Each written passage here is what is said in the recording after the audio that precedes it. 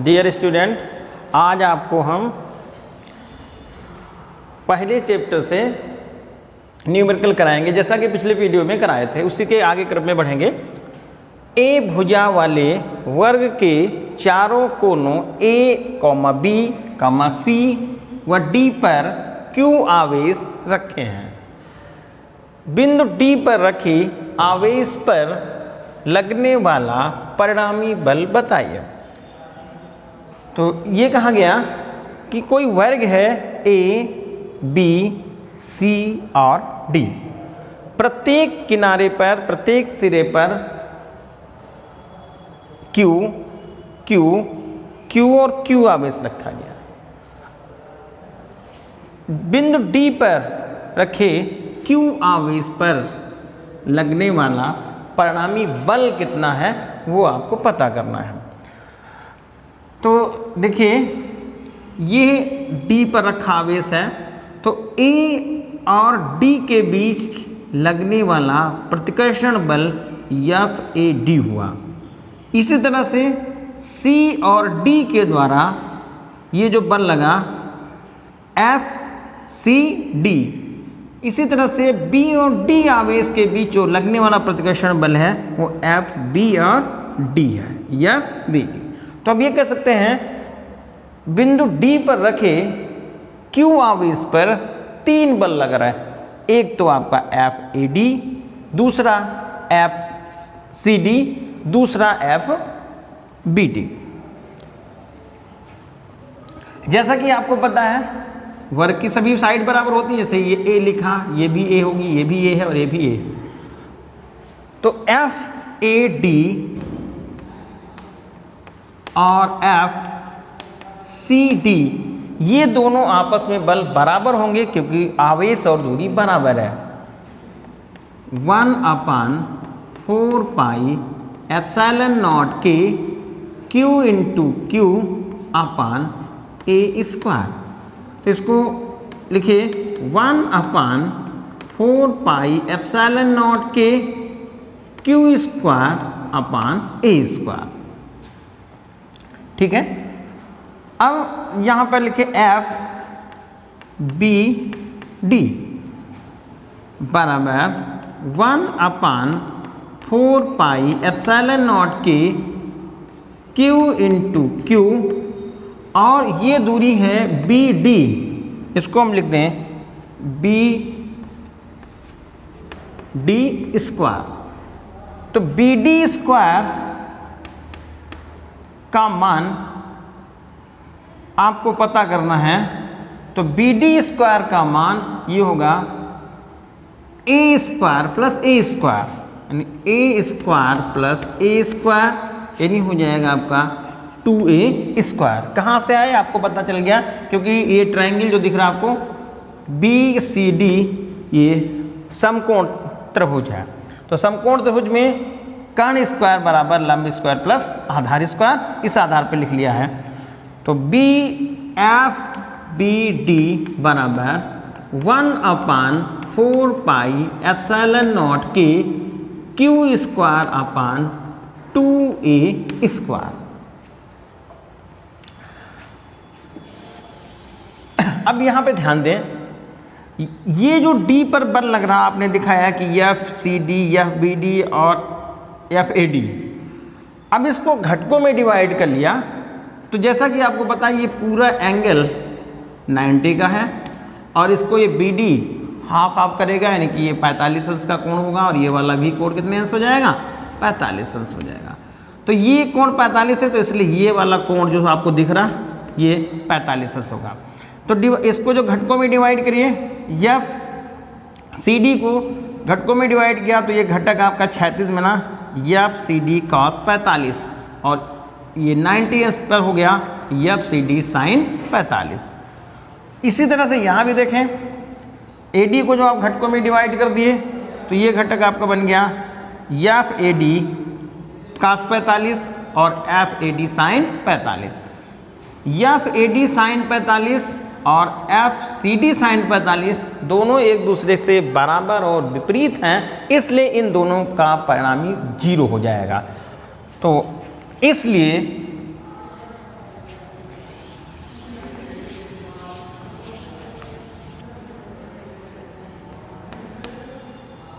D बिंदु पर रखे आवेश पर लगने वाला परिणामी बल F बराबर, ध्यान दीजिए, तो सबसे पहले क्या लिखेंगे, एफ बी डी या B D plus F C D cos 45 plus F A D cos 45। अब यही मान आप उठा के अभी जो लिखा उसी से नोट कर लीजिए। तो एफ 1/4 पाई एप्सिलॉन नॉट के Q square upon 2a square plus 1/4 pi epsilon naught के Q square upon a square और cos 45 का मान 1/√2 प्लस 1/4 पाई एप्सिलॉन नॉट के Q square upon a square और cos 45 का मान 1/√2। अब यहाँ पर देखें 1/4 पाई एप्सिलॉन नॉट के Q square upon a square, तीनों पदों में ये कॉमन है तो हमने अलग कर लिया। 1/4 पाई एप्सिलॉन नॉट के Q square upon a square. अब पहले पद से ध्यान दें तो ये 1/2 बच रहा, सेकंड पद से देखें तो 1/√2 हो गया और थर्ड से हो गया 1/√2।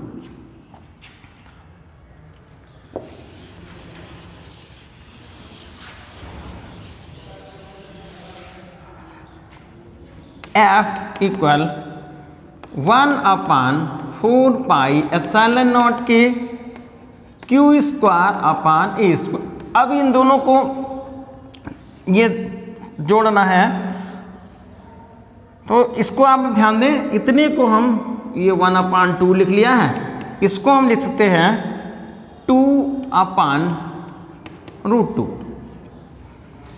ये √2 1/√2 1/√2 ये दोनों सेम हो गया तो ऊपर का जुड़ गया 2/√2 हो गया। F equal 1/4 pi epsilon naught के Q square upon a square.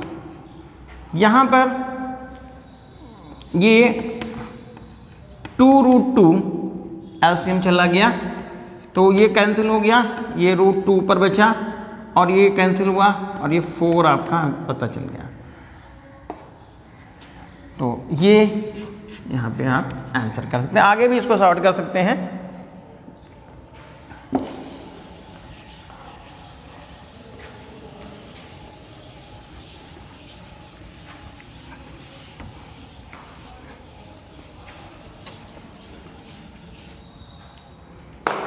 अगला नोट करिए, 3 बिंदु आवेश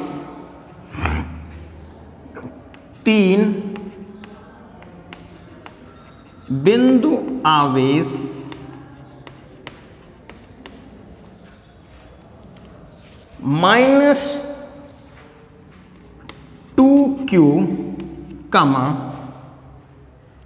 +q तथा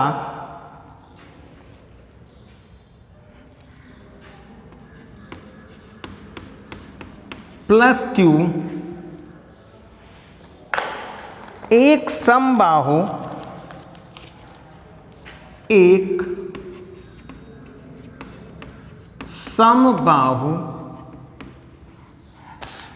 त्रिभुज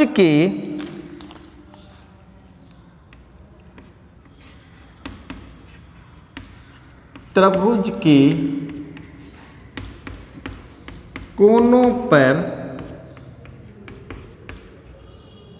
स्थित है।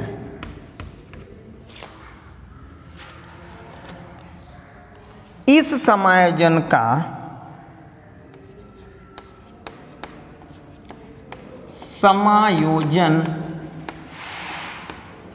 का वैद्युत द्विध्रुव आघूर्ण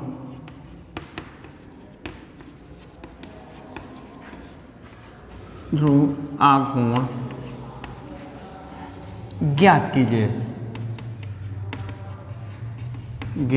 कीजिए। तो ध्यान दीजिए,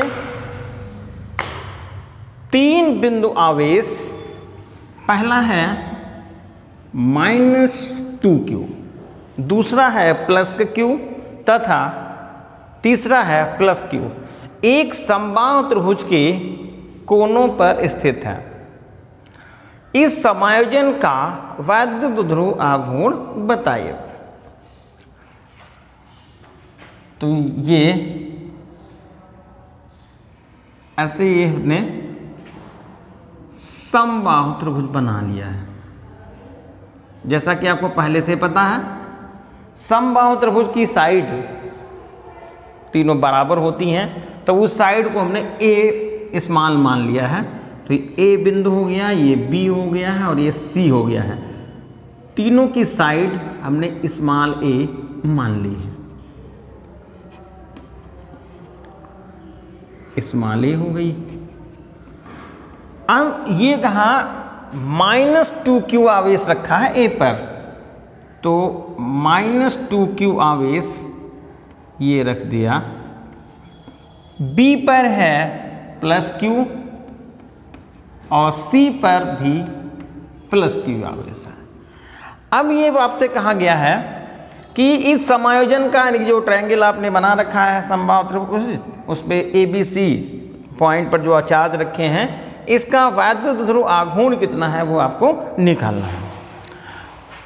तो इसमें एक काम करें, यहाँ पे थोड़ा सा ध्यान रख रहा है, ये -2q को हम ऐसे तोड़ के लिख रहे हैं, -q और -q। बात एक ही है, मतलब इस आवेश को हमने 2 भागों में डिवाइड कर लिया, इक्वल -q और -q देखें तो ये -2q हो जाएगा। अब एक इलेक्ट्रिक डाइपोल ये वाला आपका बन गया और एक इलेक्ट्रिक डाइपोल ये वाला बन गया। ध्यान रखना है, क्योंकि इलेक्ट्रिक डाइपोल की परिभाषा है कि जब 2 बराबर और विपरीत आवेश एक दूसरे से बहुत कम दूरी पर रखे होते हैं तो वह समायोजन वैद्युत द्विध्रुव कहलाता है।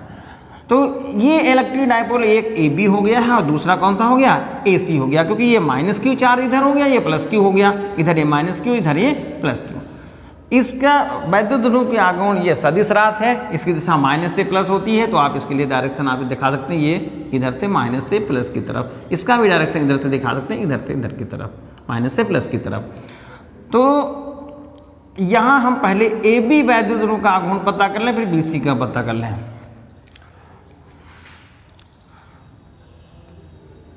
वैद्युत द्विध्रुव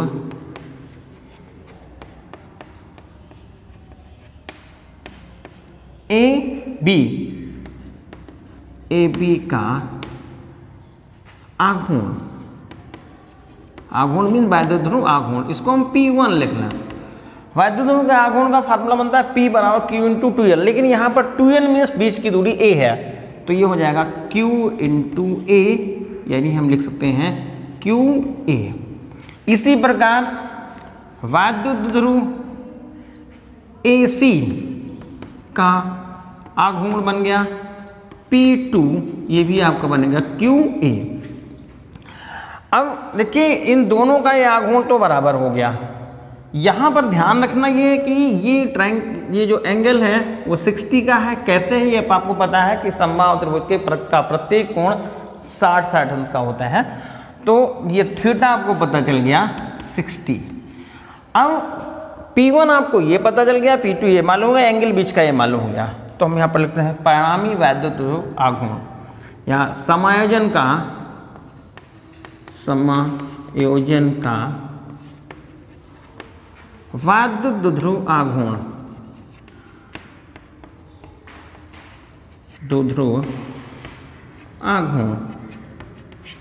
इसको हम P = P1² + P2² + 2P1 P2 और कॉस थीटा लिख सकते हैं, जैसा कि आपको पहले पता है। P equal P1 square plus P2 square plus 2 P1 P2 cos theta, ऊपर हमने ये लगा दिया अंडर रूट, मान डाल दीजिए। तो P equal to under root में देखें तो P1 कितना हो जाएगा, Q स्क्वायर A स्क्वायर, तो Q square A square plus P2 भी तो उतना ही है, तो Q square A square plus 2 P1 और P2 इन दोनों का जब गुणा करेंगे तो ये भी हो जाएगा Q स्क्वायर A स्क्वायर और cos 60, cos ये हो गया 60, ऊपर अंडर रूट लग रहा। P equal